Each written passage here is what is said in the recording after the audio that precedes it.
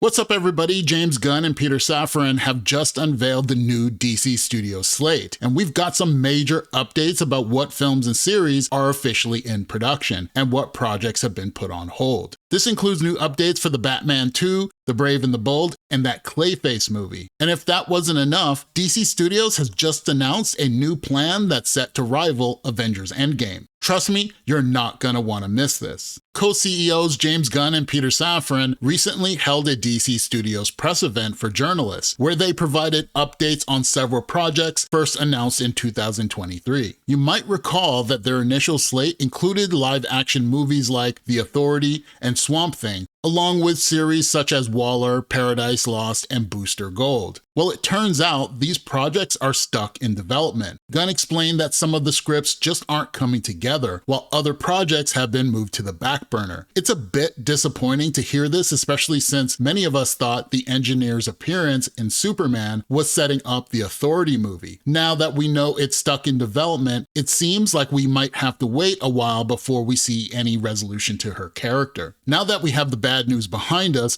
let's dive into DC Studios' new plan moving forward, along with some exciting new projects currently in the works. James Gunn emphasized that they won't greenlight any projects until they're happy with the script, saying it is hard enough to make a good movie with a good script, it's almost impossible to make a movie with a script that you're writing on the run. And this really sounds like shots fired at Marvel, because Kevin Feige is notorious for greenlighting movies without a script, or with as little as a film treatment. So in light of some slate changes, the current goal for the company is to make 2 live-action films and 1 animated movie per year, while also producing 2 live-action series and 2 animated series for Max every year. I think this is a smart move, and it doesn't seem overly ambitious, and it's totally doable. Gunn also announced that despite the changes in the slate, the studio has a 6-year plan that will culminate in an Avengers-style event. Personally, I think this could be amazing, but only if it's done right. We all know the DCEU rushed the Justice League team-up, and Marvel has never been the same since Avengers Endgame. So I'm cautiously optimistic about this plan. Gunn also noted that while the DCU will have a shared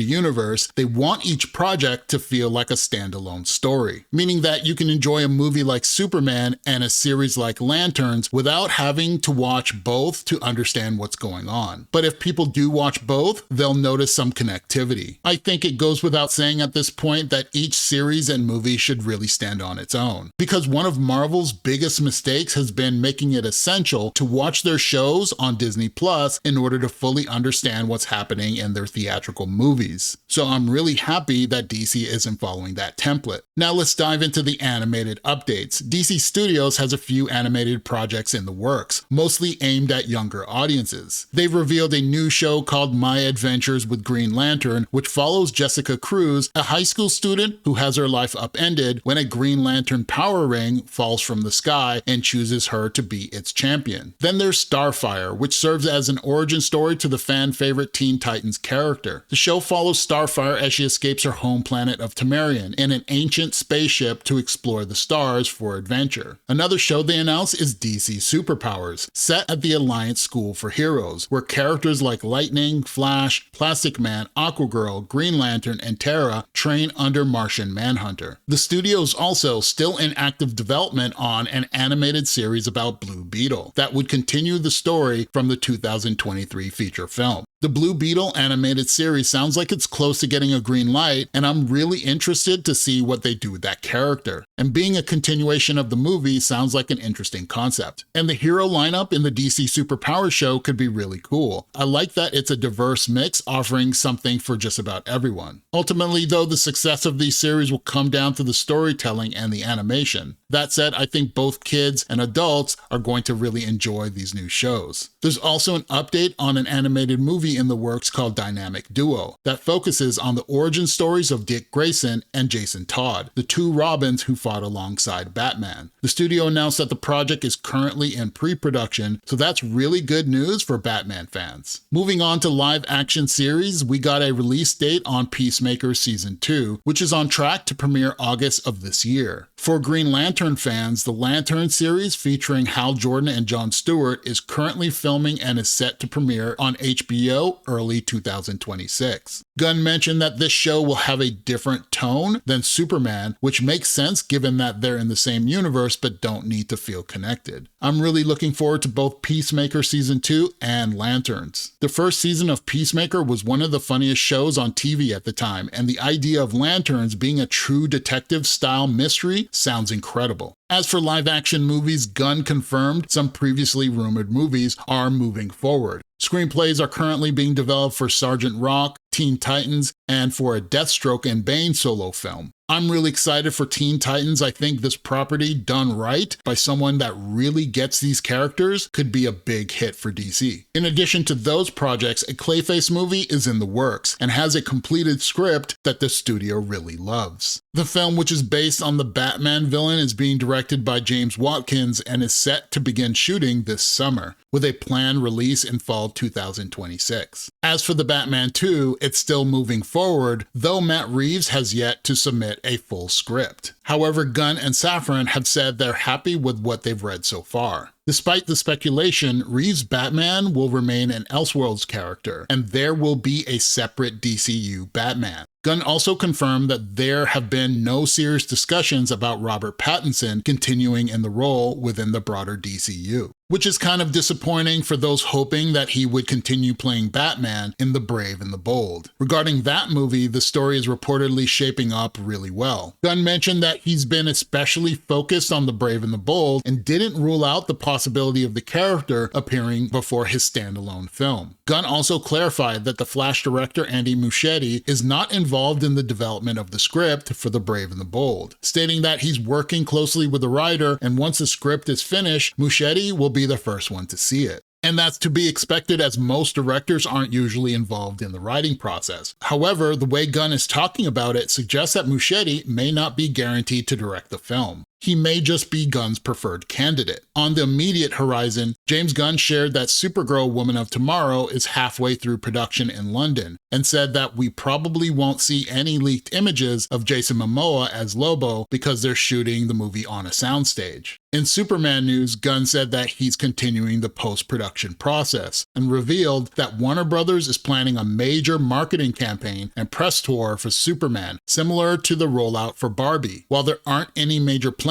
for San Diego Comic-Con, the studio is planning to make a big impact at CinemaCon, the annual event for theater owners in April. Though I'm disappointed that Superman won't have a big presence at this year's San Diego Comic-Con, I'm happy that it will at least be going to CinemaCon. There's always plenty to uncover about a movie at this event, and I have no doubt whatsoever that the footage they show there will be the main attraction of the event. So tell me, what do you think about these DC Studio updates? Are you happy with the projects that are moving forward, or are you disappointed? Tell me your thoughts in the comments below, because I really want to know what you think. And don't forget to like and subscribe to the Cinema Maverick channel for more content like this. Thanks for watching, and I'll see you in the next video.